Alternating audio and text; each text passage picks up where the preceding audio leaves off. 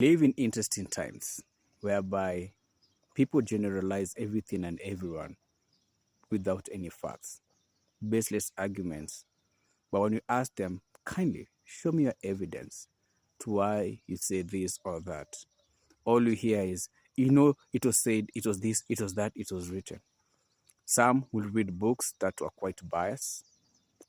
And because there are not many people who try to, raise their voices against some of these writings, they sleep. And out of them, we get propaganda machines. Out of them, we get ideologies that, because no one wants to deal with the reality of asking the right questions, people get away with it. And a book, doesn't matter how many years it was written, still holds water, but in a negative way towards a community, towards a race, towards any ethnicity. And out of it, we even start seeing things like cleansing, whether it's religious cleansing, whether it's ethnic cleansing, whether it's race cleansing, whichever we choose to look at it, is because no one ever questions the authenticity of some of the writings, the authenticity of some of the reporting. For example, someone will go to a place, let's say they're a tourist, and they had really bad experience with one or two, or let's say 5 individuals. I mean, they got scammed their life away. Anyway, that being said, they will then, out of anger, say, the people of this area or the people of this country, they are all like this. But maybe they went to a place where they were warned by people, this area has a lot of scammers. And because they thought, I'm smarter than them, I know how to play my game, they went, got scammed. Now everybody is being clustered. And now the danger that comes out of it is, let's say that was an area that was surviving on tourism, or an area that was surviving in investment. Then people start to draw away, and that community or that area starts losing. Why? Because one person had a very bad experience, and sadly, most of the time they were warned, but they chose not to listen. And that becomes quite sad because innocent people end up becoming victims. And out of it, they become now clustered as, these people are like. And so that becomes an issue because now innocent people find themselves in a place whereby everybody says, you people are like this. And you ask that person, fine, you say these people, what evidence do you have practically? Or what evidence? You see, I saw it on news. But we keep forgetting, news has ideally 30 minutes, right? So for every reporting, you give it a time slot of 2 to 3 minutes or 5 minutes, depending on the magnitude of that news. And remember, every news release has its own agenda. There's an agenda for every morning, lunchtime, evening news. Every part of the editorial team has it. Just like documentaries. Sometimes you have to look back and look at some of these documentaries.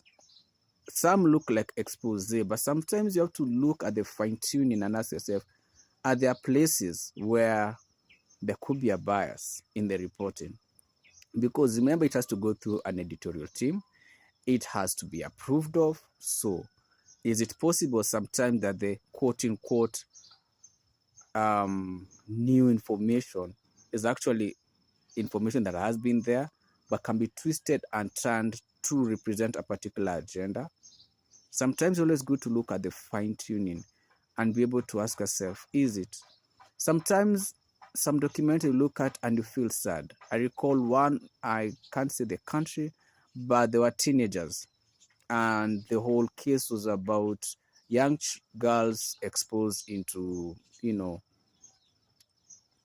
unconsented type of things and being taken advantage of because they're little children in an environment where it's kind of allowed to an extent. It's not like said it's allowed, but there's those legal loopholes. And so, people who should be like their fathers and all take advantage of that. And because of the poverty and all. What angered me through that particular one was, one, the children's faces are not blurred, so they're not like covered to protect them. Two, the whole so-called investigation was being done by older men, which also to me was an issue because if you're discussing about older men, taking advantage of minors, and the guys so-called interrogating and investigating are older men, already have a problem right there, because there could be women who could do the better job in that side, because women could understand better. I'm not saying we don't have those who sadly have the ulterior motive, but I'm thinking that would have been the ideal. And eventually when the documentary ends, when you look at the end of it, you realize the two girls were never like protected. The older men hug these girls, but it's in a way that kind of tells you, that's not a father-daughter hug. That's like a weird type of PDF type of stuff. That's one among many. And we see this recurring all the time. We see a lot of generalization when you come to someone who say, like I remember one that was calling our country caste. And I'm there thinking, what do you mean? So I had to like go and read through what the whole clip, sadly. But I didn't find the caste part about it. I was like, someone is just using this for rage bait and clickbait. What you end up doing is, because there are people who don't take their time to like do their own thorough investigation, they give a blanket bias towards a country and a people, which is very wrong. And because we are living in a time where people say we have freedom of speech, we have freedom to speak what you are. Well, think about it this way.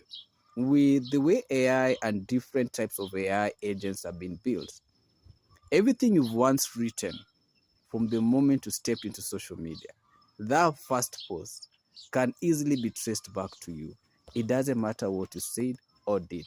And in the AI court of law, we are cooked, properly cooked, because everything we've ever written with the right coding can be given to you and say, oh, do you remember 2000 and something, you said yada yada yada? Here you are. So do we really have freedom of speech digitally, or is that the illusion sold to us? Because our data is sold and mined to different corporations, each taking what they need, and then you're told, that part, terms and condition, or whether you accept cookies or don't accept cookies, or all that stuff. The thing is, we should hold people accountable for bias reporting. We should hold people accountable for bias generalization of people. If you've had a bad experience with one person, that person does not represent the bigger number. And you see this also with leaders. A leader will come up and say, people of this country, people of this community, people of this ethnicity. And maybe they're saying that because there was one person in that room they were sitting in politically who stood up against them, or who didn't go well according to the agendas they had behind the scenes. And so now, because no one can question that side, and they have quite a following, they can utter words and utterances, and everybody will say, yes, yes, yes, yes, yes, we agree. But no one is asking, why are we agreeing again?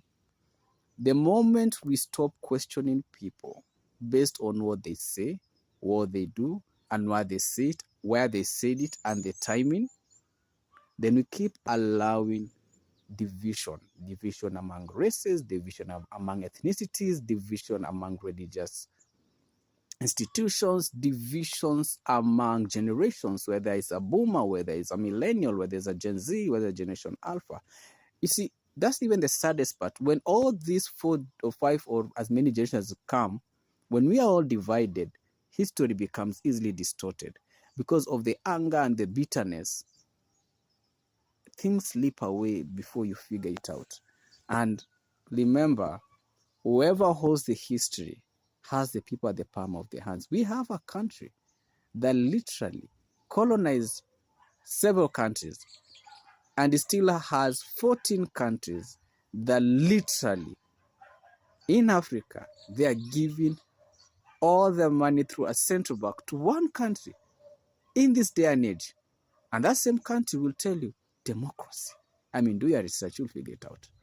The thing is, we need to stop generalizing people. If you want to be a content creator and you're lacking views, don't go around creating beef with everyone. Be authentic, be real. Let your information be information that can be verified and validated. but not speaking just because you want clicks and views. Then you end up tarnishing a beautiful country, a nation, a community, just because you're a greedy individual who just can't sort their ego out. Just saying.